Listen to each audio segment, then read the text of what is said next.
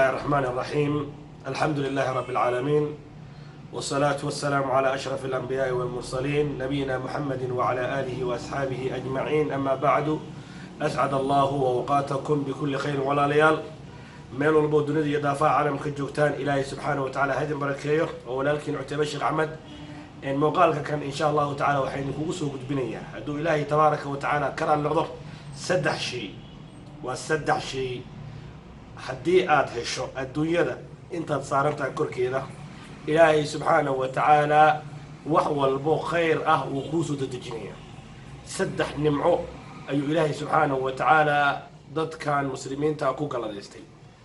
saddexdaas nimco haddii aad ka faa'iidaysato siduu ilaahay subxaanahu wa tacaalaa kuu siiyey aada ugu camal fasho ama ugu intifaacsato ama aadan ugu xadgudbin wax walbo khayra ilaahay subxaanahu wa tacaala uu kuu soo dedejinaya.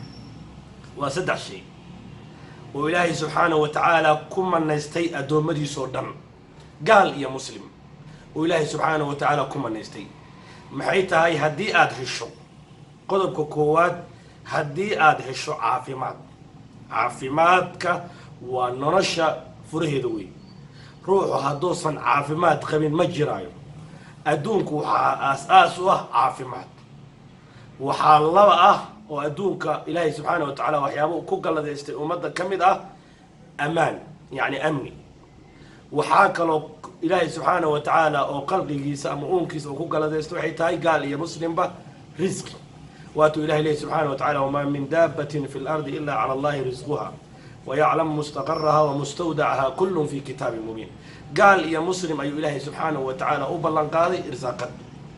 haddii aada hesho irsaaqad waasica oo xalaal ah, haddii aada hesho ammaan, haddii aada hesho caafimaad, ilaahay subxaanahu wa tacaala ku shukri. intaaba dad baa haysanin. ilaahay subxaanahu wa tacaala qur-aankiisa wuxuu ku xusay dad ilaahay subxaanahu wa tacaala dadkiisa ka mid a qalaa'iqdiisa. daraba allahu masalan qaryatan kaanat aaminatan mudma'inatan ya'tiha risquha رغدا من كل مكان فكفرت بأنعم الله فأذاقها الله لباس الجوع والخوف بما كانوا يصنعون. إلهي سبحانه وتعالى آياته وحكوت المامي مقالة مكة وحكومة نيست إلهي سبحانه وتعالى غير مكة أمني يرزقي. مركو إلهي سبحانه وتعالى رزقي وحي عنان وفدوديه وميل ربك إيمانا أمني مركي كو كفريا نمعذو إلهي سبحانه وتعالى سي أمني قاها iyo waxay ay cuni jireen ay yani ku kufriyeen. ilaahay subxaanahu wa tacaala wuxuu ku salliday cabsi iyo gaajo. waxaa u sabab ah waxay sameeyeen. haddii aada hesho amni iyo caafimaad iyo waxaad cunto, ilaahay subxaanahu wa tacaala u mahadnaq. ahamiyadda ugu weyn waxaa weeye waa caafimaadka. ahamiyadda labaadna waxa weeye waxaad kasbato maalinkii aad cuni lahayd. waxaad cuni lahayd waxaad kasbato inaad baxdo oo soo shaqaysato, ama ilaahay subxaanahu wa tacaala ku siiyey waxa aad quudato. dad ilaahay subxaanahu wa tacaala dad adduunyada ka mid ah ayaa waxay cunaan maanta haysanin, oo bashar ah oo annaganala mid ah. waxay cunaan, waxay cabaan, waxay xirtaan, caafimaad darro, amni xumo maanta ay haysaa. soomaalida maanta inteeda badan waxa soo safriyey ee qurbaha keena waxay tahay waa amni xumo, waa caafimaad xumo, iyo waxay cunaan dad waaye ka soo cararay dhulkii ay ku dhasheen ee hooyo. nimcada ilaahay subxaanahu wa tacaala oo ka warrama reer mako, soomaaliyana way soo gaartay. ilaahay subxaanahu wa tacaala wuxuu ka dhigay dal qani ah, nimco walba ilaahay subxaanahu wa tacaala oo ku koobay, wax walibuu siiyey. laakiin markuu iska indha tireen nimcadu ilaahay subxaanahu wa tacaala siiyey, waataa waa aragtaa dalkeena xaalkoo marayo. marka in allaha laa yugayiru maa biqowmin xataa yugayiruu maa bianfusihim. ilaahay subxaanahu wa tacaala qoom ma bedelo ilaa inay ayaga isbedelaan maane. marka haddii aad hesho caafimaad, haddaad hesho amni, haddaad hesho waxaad cunto, ilaahay subxaanahu wa tacaala ku maandoq, ilaahay subxaanahu wa tacaala bari. saddexdaa shay haddaa adduunyada ilaahay kugu siiyo, ilaahay subxaanahu wa tacaala uu ku jeceli. waa caafimaad taam ah oo dhiig iyo dhuuxa galo, waa amni. waatuu ilahi leeyahy subxaanahu wa tacaala wa aamanahum min khawf. qur-aankiisa ku sheegay ilaahay subxaanahu wa tacala markuu leeyahay wa aamanahum min khawf, amni ayuu siiyey. marka ilaahay subxaanahu wa tacaala ku mahadnaq.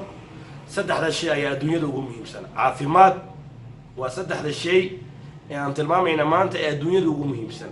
waa caafimaad, وأمني يوحد قوته حديث كنا عدوها روحي هلا وحو قوته مالنكي أمني هلا عافمان نسيا الدنيا دو نمو إلهي سبحانه وتعالى أسوقري روحي هلا أمني عافمان وحو قوته إلهي سبحانه وتعالى الدنيا دو نم أي أسوقري مرك إلهي سبحانه وتعالى هلو شكريه إلهي سبحانه وتعالى هلا بريه إلهي سبحانه وتعالى هلو توبتكره منكي أنت سيستو إلهي سبحانه وتعالى أسجود وإلهي سبحانه وتعالى كشكره إلهي سبحانه وتعالى وعليه هي أعداد يقول شكر سان وإيدين زيادين هي حداد يعني واحد إنسي أتكو قالوا دان إلهي سبحانه وتعالى وعينون بلان قاضي عذاب درن مرك إلهي سبحانه وتعالى نمعلون نسيو عافماتك ضد باو حرادنا يا وحاس أنت أنصوش عين وحك بحسن ورهداد هيش أمني ورهداد هيش عافمات ورهداد هيش واحد عنت الحمد لله إله waxaa ku cunin bawaal cuna wax walba inaad iska cunto wax walba inaad ku sameeyo wax walba asmayso waa laga fiicay marka ilaahay subhanahu wa ta'ala u noqo caafimaadka ay muhiim ah waad arkaysaa maanta isbitaalada oo dhan